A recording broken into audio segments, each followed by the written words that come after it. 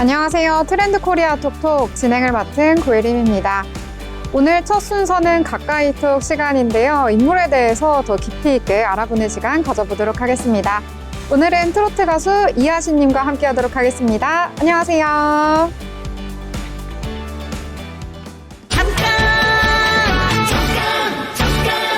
하늘만 보고 쉬지 말고 옆도 뒤도 살피면서 인생을 그렇게 네, 먼저 시청자분들께 인사 말씀 부탁드리겠습니다. 네, 안녕하세요. 반갑습니다. 또 이렇게 색다른 곳에서 함께 하게 돼서 너무 지금 기분이 업되어 있는 이아신 인사드립니다. 반갑습니다. 네, 반갑습니다. 네, 안녕하세요. 네, 오늘 함께 이야기 나눠보게 될 텐데요. 네네. 오늘 이하신님의 속속들이 모든 것을 한번 알아보는 시간 가져보도록 하겠습니다. 부끄러워요. 뭔가 들킬 것 같아가지고.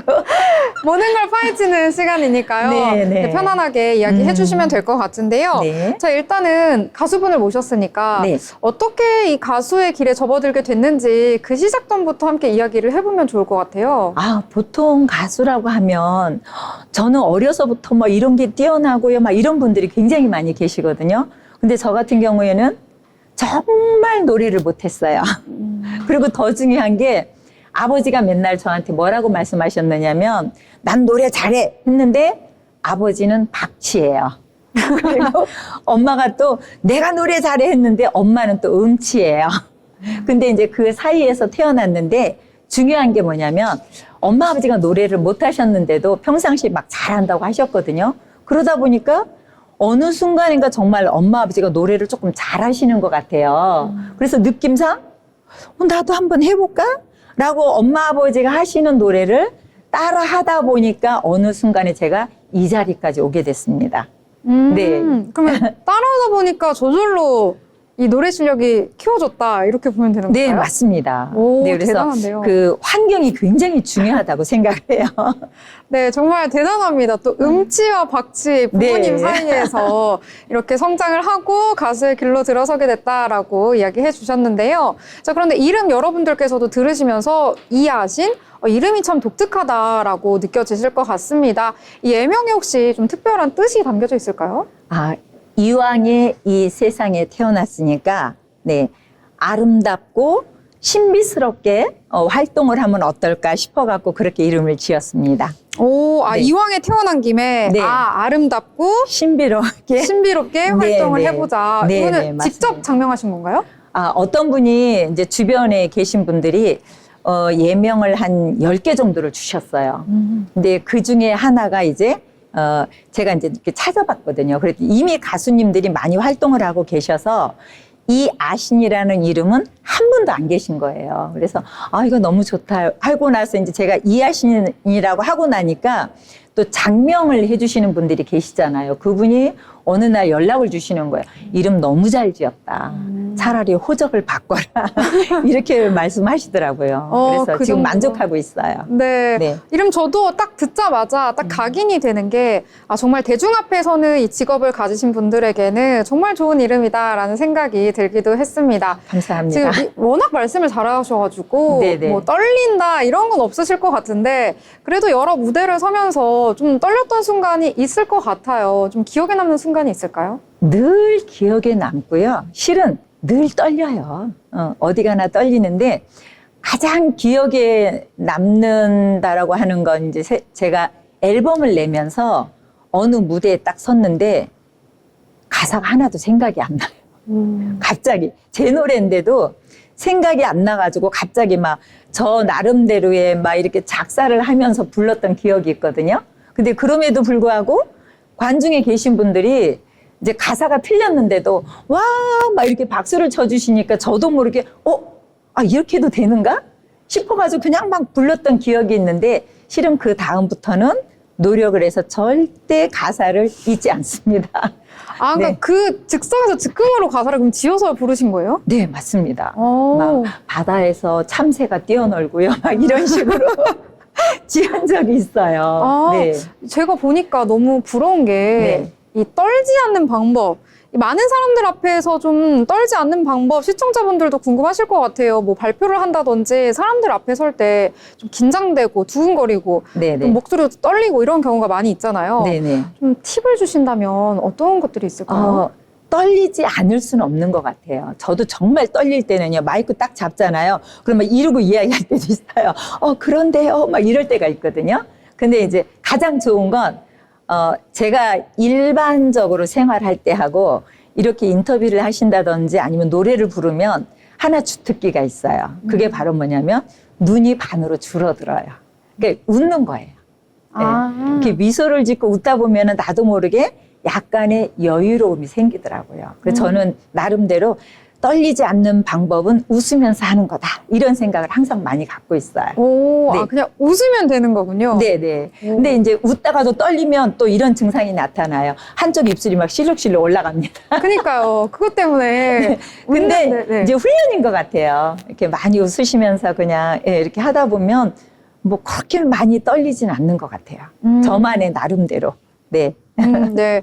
이 밝은 에너지와 함께 웃는 모습이 참 인상적인 가수 이하진 씨 만나고 있는데요. 자, 그럼 이쯤에서 저희 가수분 모셨으니까 이 음악을 좀 들어봐야 할 것 같습니다. 듣기로는 곡 여러 곡 내셨다고 하는데 네. 뭐 대표곡이라든지 아니면 좀 가장 아끼시는 곡 소개해 주시면 좋을 것 같아요. 요즘에 제가 쭉쭉 밀고 있는 노래가 바로 도로 위의 파일럿이라는 노래예요. 예, 이제 그래서 그 노래를 좀 밀고 있는데 이 노래의 특징은 뭐냐면 우리가 지금까지 뭐 가족이나 아니면 부모님이나 자녀를 위해서 열심히 이렇게 도로 위의 파일럿처럼 열심히 사셨잖아요. 근데 조금 이제부터는 나 자신을 위해서 파일럿처럼 좀 노력을 해보자. 그러니까 자신을 위해서라고 해서 도로 위의 파일럿이라는 노래를 지금 부르고 있습니다. 그러니까 도로 위에서 파일럿이니까 나의 힘으로 내가 주체가 되어서 내 인생을 좀 이렇게 컨트롤 해보겠다 이렇게 의미로 받아들이면 될까요? 그렇죠. 맞습니다. 네. 너무 해석을 잘해주세요. 감사합니다. 네, 그럼 이 도로 위에 파일럿 밀고 있다고 했으니까 네. 이쯤에서 안 들어볼 수가 없을 것 같습니다. 네네. 좀 지금 무반주이지만 네. 한 소절 들어볼 수 있을까요? 근데 이게 전주가 또 굉장히 신나거든요. 그래서 제 입으로 한번 전주를 한번 해보고 들려드리도록 하겠습니다. 네. 따라란 딴 따라라라 따라라라라란 따라라라라라란 따라라란 따라란 따라란 따라 이렇게 간 다음에 잠깐 완전히 제가 음치처럼 나오네. 안 떠른 거예요. 근데 원래 음치는 아니에요. 다시 갈게요. 자, 잠깐 요런 게 나와요. 또 네. 그 다음에 잠깐 이거 웬일이죠? 요런 식으로 이제 제가 가사를 까먹어요.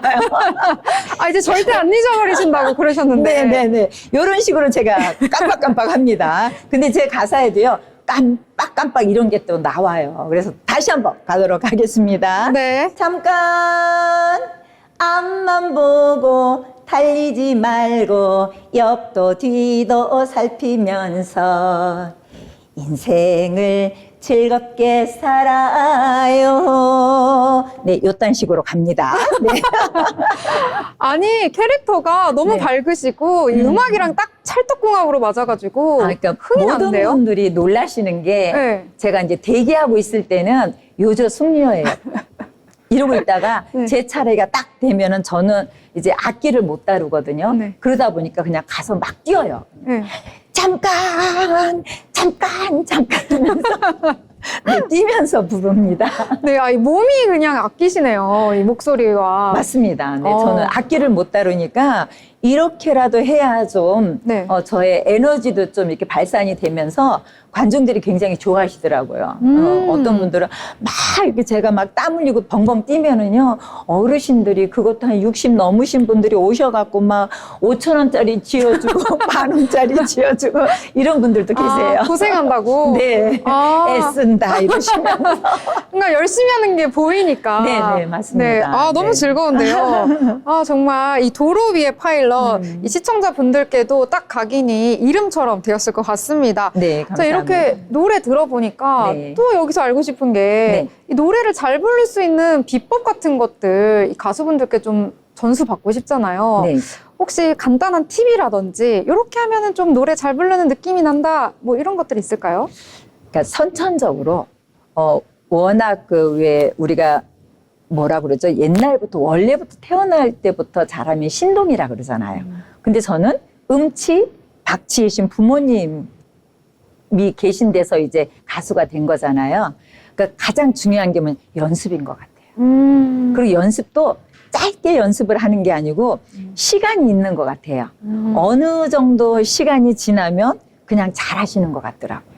그래서 포기를 안 하고 저도 예전에는 노래를 어떻게 했냐면 아시잖아요. 음치, 박치신 부모님 옆에서 부르다 보니까 소리만 틱딱 질렀어요. 그냥 막 떽떽거리고. 근데 이게 시간이 지나가니까 아, 이렇게 리듬이 얹어지는구나 라고 하니까 이제는 조금 네, 그냥 가면은 어머 너무 잘 들었어요. 너무 좋아요. 뭐 소름이 돋았어요. 막 이런 분들이 계시더라고요. 그래서 연습을 하시면서 포기하지 마시고 시간이 흐르다 보면 분명히 잘하실 수 있습니다. 라는 말씀을 좀 드리고 싶어요. 네. 네. 결론은 연습만이 살 길이다. 네, 이렇게 맞습니다. 볼 수가 있겠습니다. 뭐든지 실력이 성장하기 위해서는 이렇게 쭉 우상향 그래프를 그리는 게 아니라 계단식으로 올라간다고 하더라고요. 맞습니다. 어느 정도의 시간이 축적되고 한 단계 성장하고 또 시간이 축적되면 또 그 다음 성장하고 이렇게 성장한다라고 제가 어디서 연구 논문을 본 적이 있는데요. 기가 막히네요. 딱 그 얘기를 네. 해주신 것 같습니다. 아. 네, 그러면 이번에는 또 네. 지금까지 해왔던 음악을 네. 이야기해 주셨으니까요. 네. 앞으로는 또 어떤 음악을 좀 하고 싶은지 또 생각하시는 게 있을까요? 저는 이제 제가 이렇게 노래를 하다 보면 간혹가다 관중에서 그런 말씀 하시더라고요. 혹시 창하셨어요? 이런 분도 계세요. 그래서 아니요, 그건 정말 제가 하고 싶은 분야예요. 라고 말씀드리고요. 또 어떤 분들은 뭐 발라드 하셨어요? 또 이런 분들이 계시더라고요. 그래서 저는 실은 창하고 발라드 쪽을 조금 접하고 싶어요. 오. 네. 완전히 대조적이죠? 네. 네.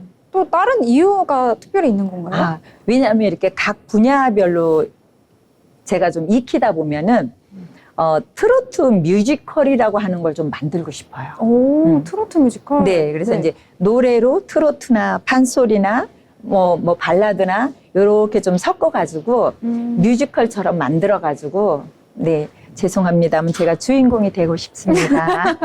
네. 그냥 장르를 이렇게 뒤섞는 네네. 네, 그런 걸 말씀해 주신 것 같은데요. 네. 자, 그러면 앞으로의 또 활동 계획이 따로 있으신지 지금 시청자분들께서 방송 보시다가 너무 흥에 겨워서 아, 우리 지역에도 행사 와주면 좋겠다 이런 생각도 하실 것 같고 관계자분들께서도 너무 신나는데 라고 생각할 것 같은데요. 일단 계획된 일정이나 향후에 어떤 계획들이 있는지 이야기해 주시면 좋을 것 같습니다. 아, 저는 실은 하고 싶은 게 너무 많아요. 꿈도 많고 하고 싶은 것도 많은데, 더 중요한 게 요즘에 제가 이제 이렇게 하고 있어요.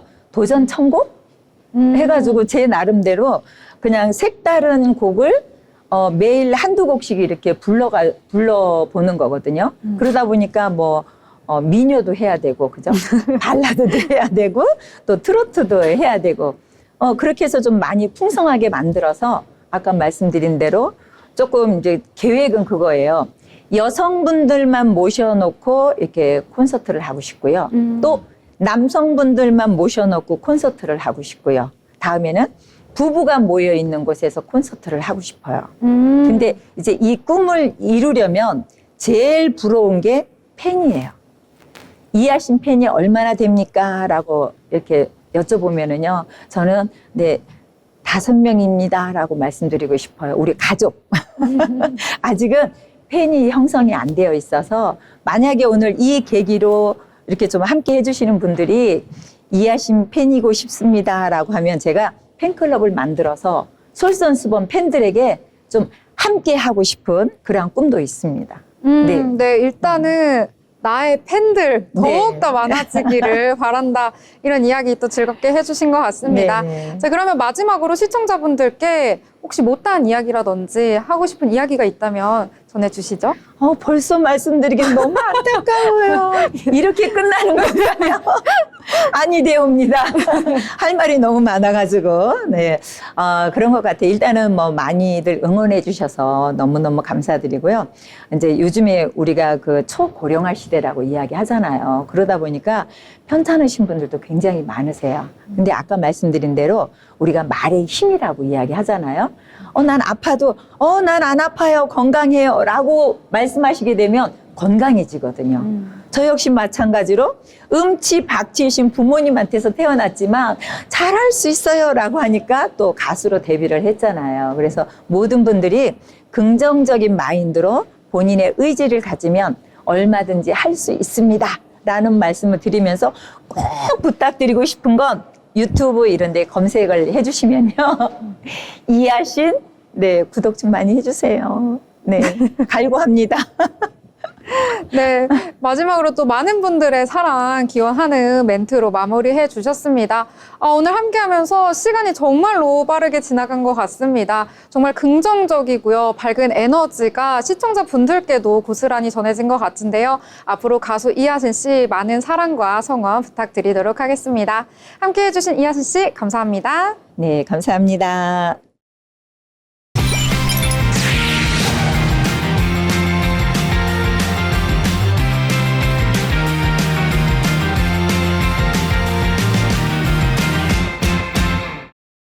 네, 이번 시간은 김효빈 아나운서와 함께하는 경제톡톡 시간입니다. 최신 경제 이슈들을 알기 쉽게 설명해 주신다고 하는데요. 함께 만나보도록 하겠습니다. 효빈 아나운서 어서 오세요. 안녕하세요. 네, 요즘에 프로야구 열기가 굉장히 뜨겁습니다. 이 경기장 가는 날만 기다리는 팬분들도 굉장히 많으시다고 하는데요. 이와 관련된 경제 내용 준비를 하셨다고요? 네, 맞습니다. 첫 번째 주제로는 프로야구 흥행으로 활기를 찾은 야구장 주변 상권 이야기를 해보고자 합니다.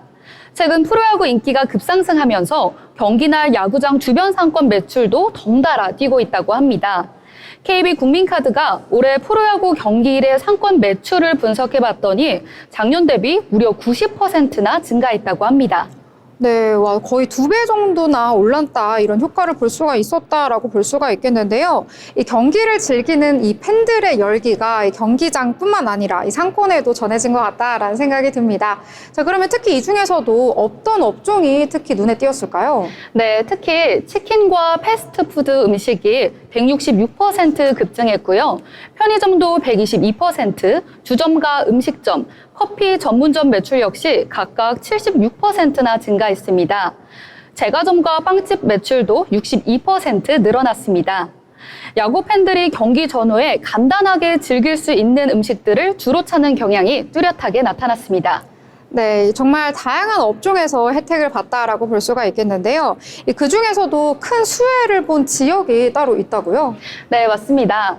전국 구장 중에 가장 큰 매출 상승을 보인 곳은 대전의 하나생명 이글스 파크입니다.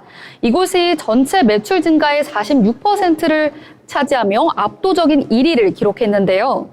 대구 삼성 라이온즈 파크와 부산 사직 야구장도 그 뒤를 이었습니다. 특히 두산과 기아, 삼성과 롯데 같은 인기 팀들의 경기일에는 더 뚜렷한 매출 상승 효과가 나타났습니다. 네, 이렇게 야구 하나로 지역 경제 전체가 살아날 수 있다고 하니까 정말 멋진 소식인 것 같습니다. 앞으로도 이런 효과가 계속되면 정말 좋겠네요. 네, 맞습니다. 스포츠의 인기가 단순한 관람을 넘어서 지역 경제를 움직이는 원동력이 되고 있습니다. 앞으로도 더 많은 시너지 효과를 기대해 볼 수 있겠습니다. 네, 좋습니다. 자, 그러면 다음 이슈로 넘어가 보도록 하겠습니다. 이 두 번째 소식은 어떤 주제일까요? 네, 두 번째 주제로는 남성 뷰티 시장의 급성장에 대해서 이야기해 보려고 합니다. 최근 남성들의 뷰티 소비가 눈에 띄게 증가하고 있습니다. 이에 올리브영은 남성 전용 뷰티 공간인 맨즈 에딧을 확대하며 홍대 100평 규모의 홍대 놀이터점을 오픈했습니다. 네, 100평이요. 이 규모가 굉장히 큰데요. 이 남성 전용인데 100평이면은 어마무시한 크기인 것 같습니다. 자, 이렇게 남성 뷰티 전용 공간 이렇게 커질 정도라면 좀 실제도 다른 모습이 나타나겠는데요? 네, 맞습니다. 성수에 위치한 맨즈 에디존의 경우 방문자의 60%가 남성일 정도로 반응이 뜨겁고요. 다이소도 아모레퍼시픽이 다이소 전용으로 론칭한 남성 화장품 브랜드 프랩바이 비레디를 입점시키며 상품군을 강화시켰습니다. 또한 CU 편의점에서는 S&P 브랜드와 협업한 남성 기초 화장품의 판매량이 급증했는데요. 그중 20대에서 30대 남성의 비중이 무려 64%에 달합니다. 네, 이제 편의점에서도 뷰티 제품을 구매하는 시대라고 하니까요. 확실히 시대가 변했다라는 게 느껴지는데요. 자, 그러면 이 남성 뷰티 시장의 이런 성장, 어떤 흐름에서부터 비롯이 된 걸까요? 네, 이전에는 간단한 세안이나 면도 정도가 대부분이었다면 지금은 피부 개선, 향기, 스타일링까지 관리의 영역이 훨씬 넓어졌습니다. 시장 조사기관 그랜드뷰 리서치는 전 세계 남성 뷰티 시장이 매년 약 7%씩 성장해 2030년에는 약 116조 원 규모에 이를 것으로 전망하고 있습니다. 네, 트렌드는 계속 변화하다 보니까요. 한때는 이 남자다움을 강조를 했었다면 이제는 잘 가꾸는 남자가 더 트렌드가 된 것 같습니다. 앞으로 이 시장 어떻게 성장해 나갈지 보는 재미도 있을 것 같아요. 네, 맞습니다. 이제 뷰티는 여성만의 영역이 아닌 모두의 일상으로 확장되고 있습니다. 남성 뷰티 산업 역시 더욱 정교하고 다채로운 제품과 서비스로 발전해 갈 것 같습니다. 네, 참 흥미로운 변화입니다. 자, 그러면 마지막 주제로 한번 넘어가 볼까요? 네, 마지막 주제는 바로 럭셔리와 밍글링 패키지 투어의 인기 상승에 대해서 전해드리겠습니다. 코로나19 이후 해외여행 수요가 기대보다 더디게 회복되면서 여행업계는 새로운 돌파구로 고급 맞춤형 여행 상품을 속속 선보이고 있습니다. 네, 이 기존과는 확실히 다르게 조금 더 고급화된 상품, 또 다른 방식의 여행이 등장하고 있다, 이렇게 말씀해 주신 것 같은데, 그러면 그 중에서도 가장 주목을 받고 있는 상품 어떤 것들이 있을까요? 네, 대표적인 예로 롯데 관광개발이 내놓은 마스터스 토너먼트 골프 관람 상품이 있습니다. 미국의 유명 골프 대회를 직접 관람하고 프리미엄 골프 라운딩까지 가능한 이 상품은 1인당 가격이 4,500만 원을 넘는 고가임에도 불구하고 올해 상반기에만 3회 완판을 기록했다고 합니다.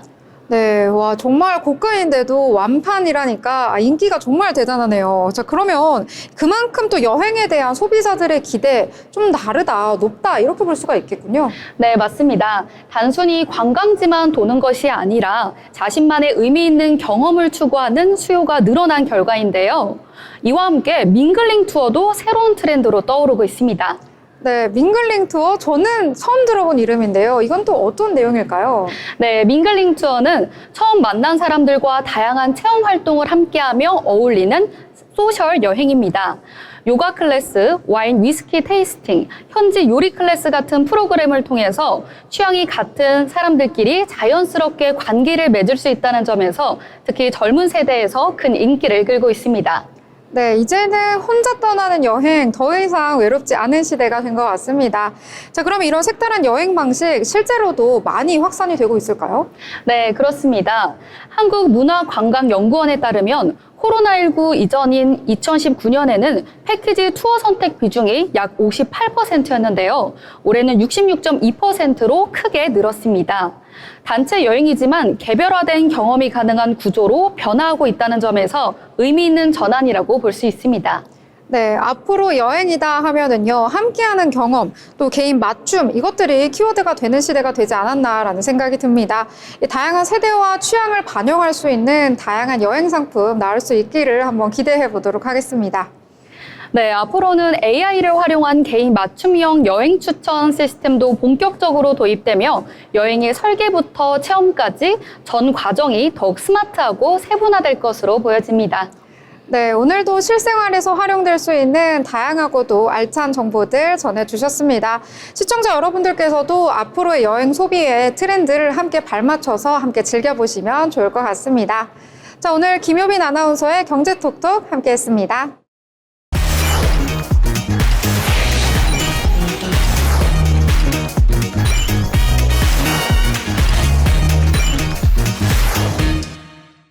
네, 이번 시간은 대한민국의 부동산 흐름을 짚어보는 마켓 트렌드 시간입니다.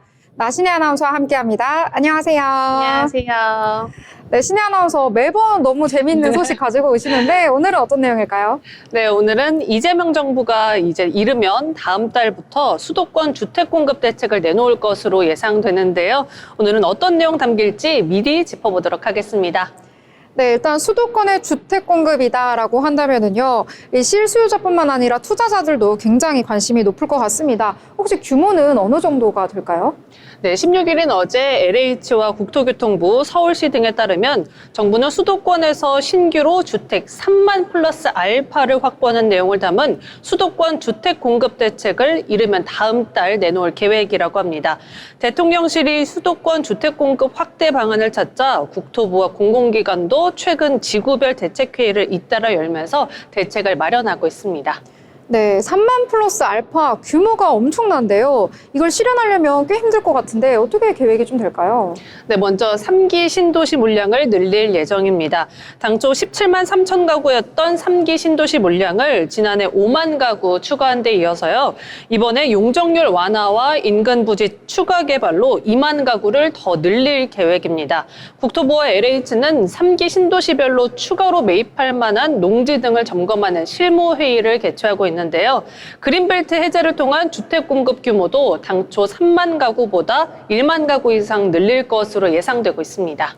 네, 이뿐만 아니라요. 이 3구의 신도시 이외에도 서울에서도 공급이 예상이 된다고요? 네, 그렇습니다. 서울에서도 공급이 예정돼 있는데요. 서울시는 국토부와 함께 아직 개발되지 않은 유휴 국공유지를 개발하고 폐기 부지를 택지로 활용하는 방안을 검토하고 있습니다.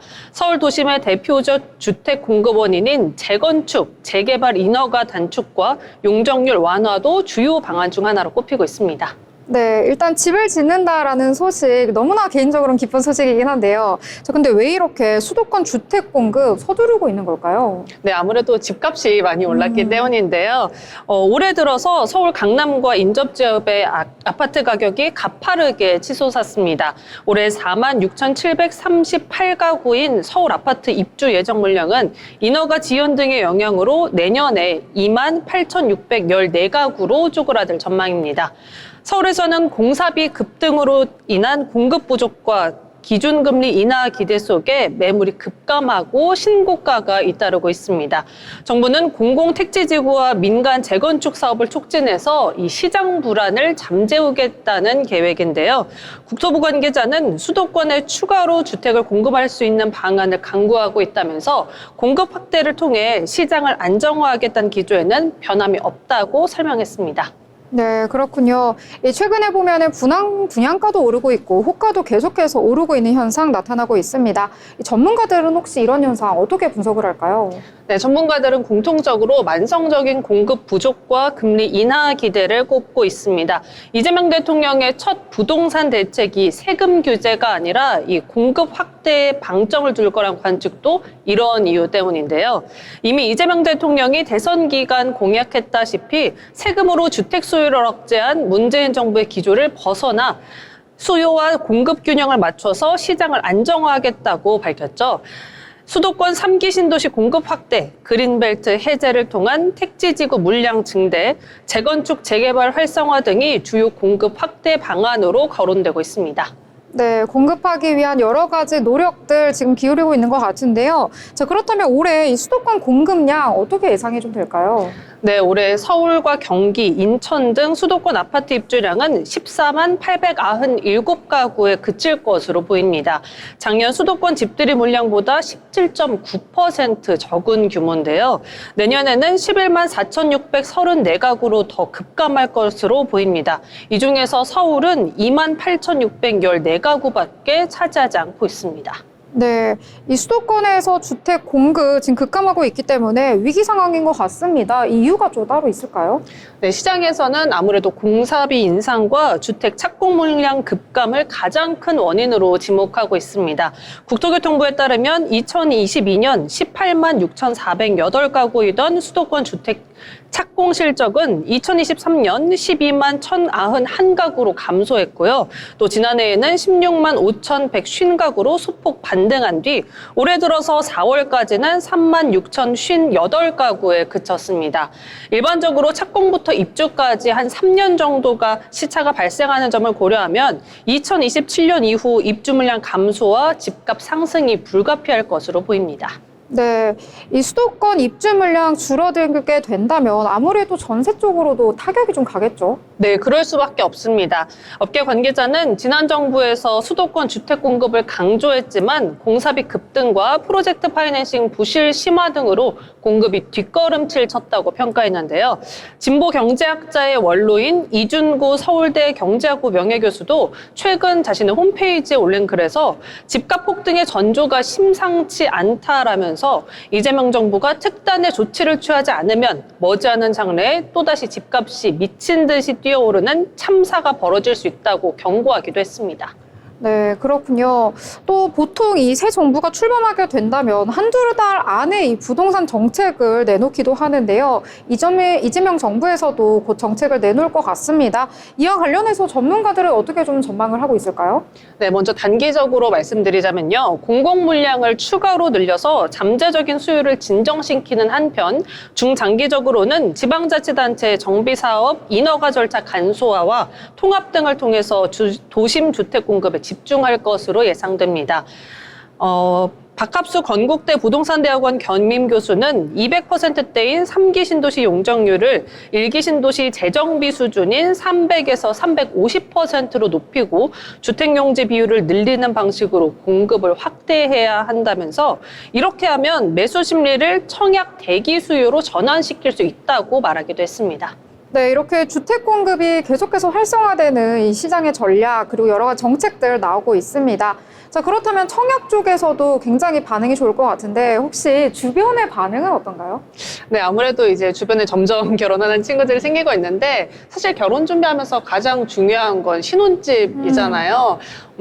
최근 몇 년 전까지는 사실 주변에서도 청약에 대한 기대감이 상당히 낮았습니다. 그래서 청약을 기다리느니 나는 차라리 매수를 통해서 빠르게 자산을 증식시키겠다 하는 움직임들이 있었는데요. 요즘 제 주변을 보면 새로운 정부가 들어서면서 조금 이제는 수도권 청약 나도 노려볼 수 있지 않을까 이런 생각을 하는 사람들이 많아지고 있는 것 같습니다. 네, 맞습니다. 이 청약 같은 경우에는 아무래도 가점제로 하기에는 신혼부부들이 부족한 점수가 워낙 크다 보니까요.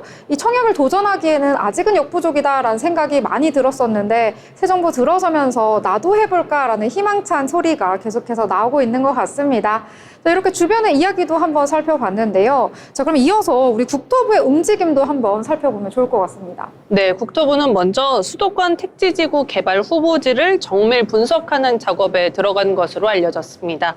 과거 계획이 무산된 2020년 8.4 공급대책 후보지도 검토하는 등 모든 카드가 공급 테이블에 오를 전망인데요. 당시 정부는 태릉 CC, 용산 캠프킴, 서울 의료원 등 신규 택지 후보지와 공공기관 유휴 부지를 활용해서 서울 권역에 3만 3천 가구를 공급하겠다고 밝혔지만 대부분의 사업이 사실 무산됐습니다. 그린벨트 해제를 통한 신규 택지 개발도 추진될 것으로 관측되는데요. 국토부는 작년 88 주택 공급 방안에서 서울 서초구의 서리풀, 고양 대곡 역세권, 의왕 오전왕곡, 의정부 용현 등 4개 지구의 그린벨트 총 688만 제곱미터를 해제해서 5만 가구를 공급하겠다고 발표했습니다. 서울 전체 그린벨트 149.09 제곱킬로미터에서 부분적인 토지 이용이 가능한 비오톱 3등급 이하는 19.5%인 29제곱킬로미터입니다. 네, 그린벨트 해제까지 여러 가지 동원될 수 있는 모든 카드를 활용을 해서 이 주택 공급을 위해서 노력을 하고 있는 정부의 모습 확인을 하실 수가 있을 것 같습니다. 여러분들께서도 이러한 내용들 참고를 해보시고요. 투자를 해보시면 좋을 것 같습니다. 자, 오늘 나신의 아나운서와 함께한 마켓 트렌드 시간이었습니다.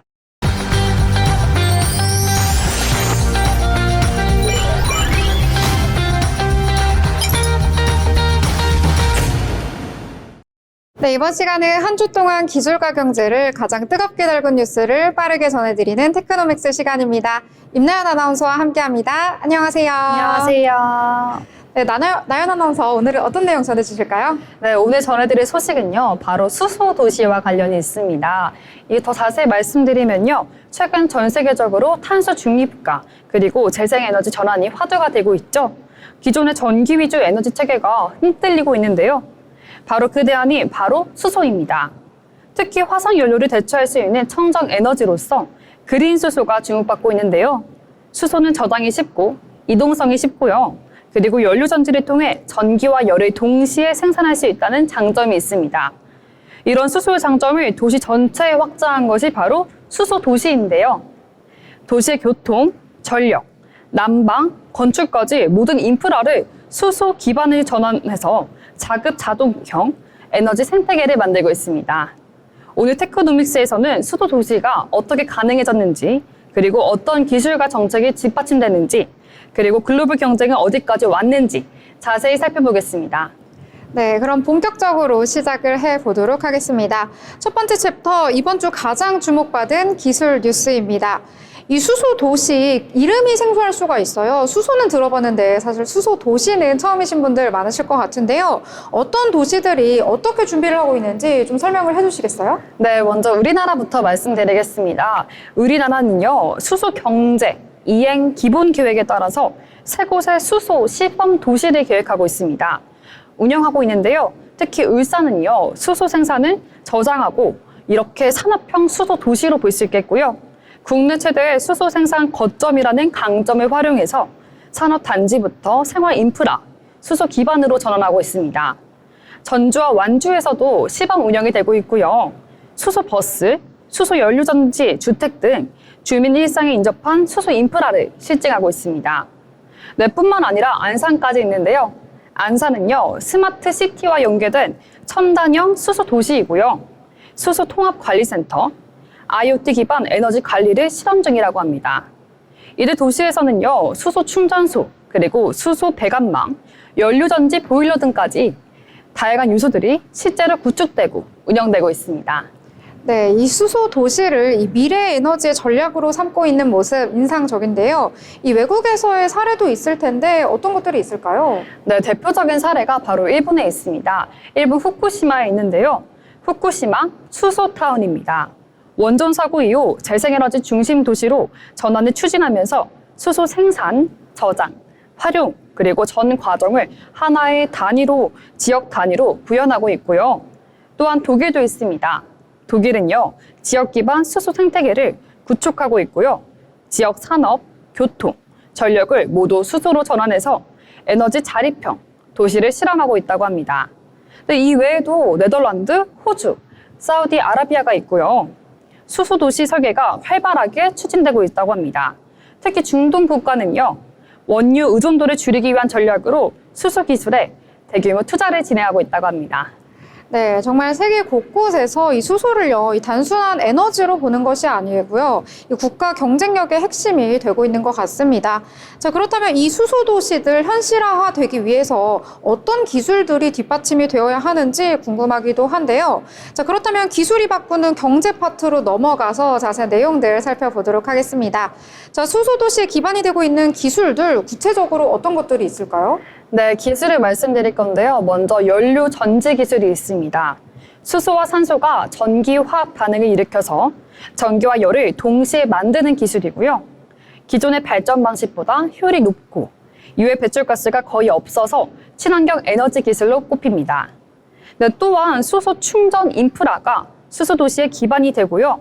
수소차는 충전 시간이 짧고 그리고 주행 거리가 길다는 장점이 있습니다. 이 장점을 살리기 위해선 도시 곳곳에 고밀도 충전소가 필요하고요.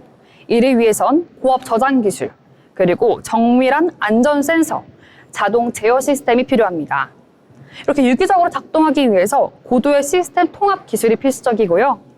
마지막으로 주목할 기술은 바로 그린 수소 생산 기술입니다. 수소 도시의 핵심은 바로 탄소 중립인데요. 태양광이나 풍력 등 재생에너지로 물의 전기 분해에 생산하는 수소만이 진정한 그린 수소라고 할 수 있습니다. 이를 위해 수전의 시스템과 에너지 저장 장치의 고도화도 병행되고 있다고 합니다.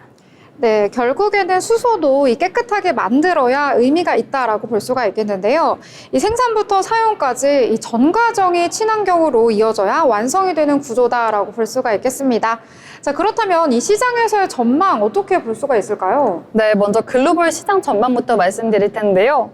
글로벌 수소 시장은요, 빠르게 성장하고 있습니다. 시장 조사 업체 블룸버그 뉴에너지 파이낸스에 따르면요, 2050년까지 전 세계 수소 시장은 바로 약 2.5조 달러, 그리고 우리 돈으로 3,000조 원이 넘을 것으로 예상하고 있습니다. 이 중 도시 인프라에 수소를 적용하는 시장은 매년 10% 이상씩 성장하고 있고요. 각국 정부도 전략적으로 관련 예산을 증액하고 있다고 합니다. 시장 규모를 들어보니까 생각보다 좀 큰데요.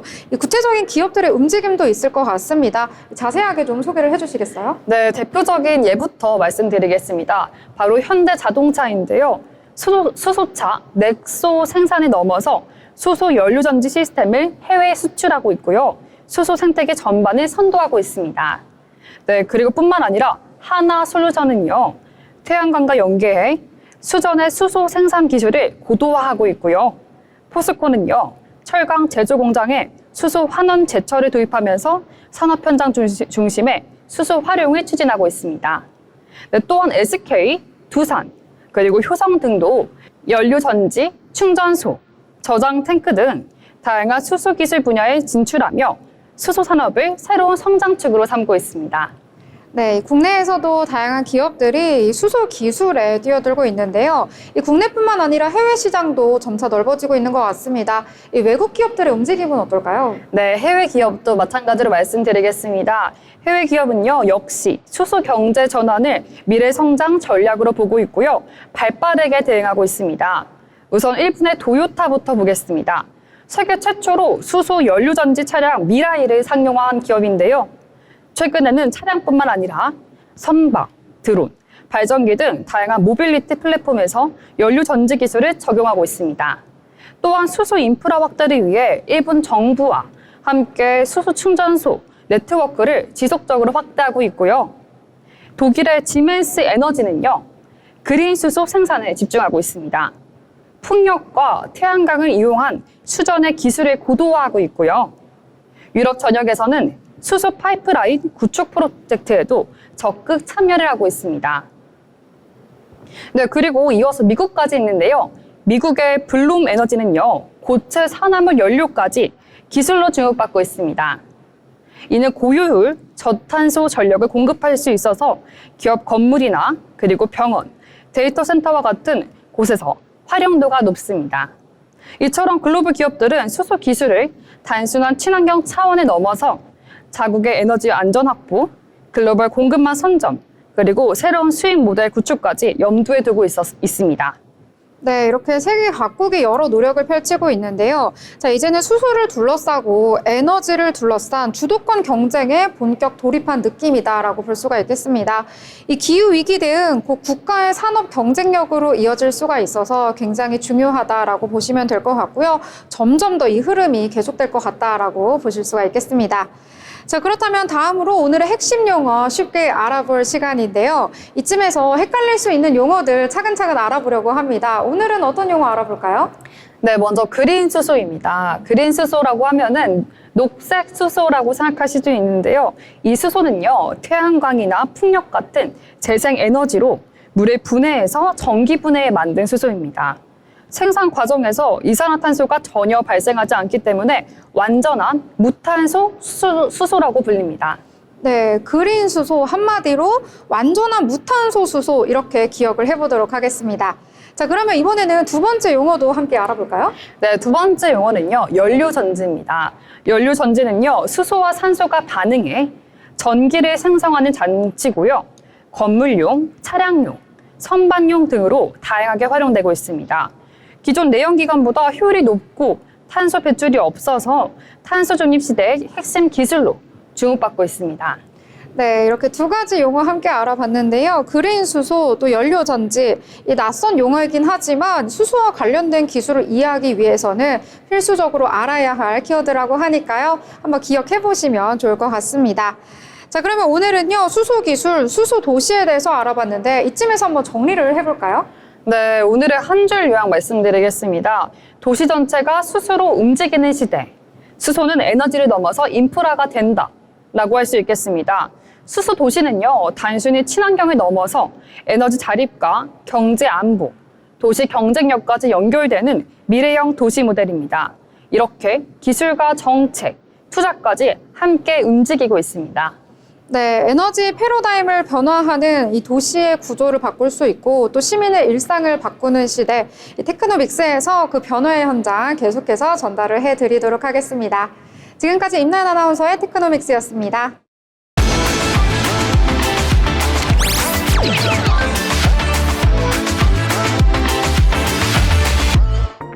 트렌드 코리아 톡톡 오늘 준비한 순서는 여기까지입니다. 6월도 이제 중반을 넘어서 후반에 들어서고 있습니다. 이제 본격적인 여름 날씨에 접어들고 있는 만큼 이 뜨거운 햇살과 함께 장마 소식도 들려오고 있는데요. 외출하실 때는 자외선 차단제 반드시 바르시고요. 날씨도 꼭 참고하시면 좋을 것 같습니다. 저희는 다음 주 방송으로 다시 찾아뵙도록 하겠습니다. 시청해주신 여러분 고맙습니다.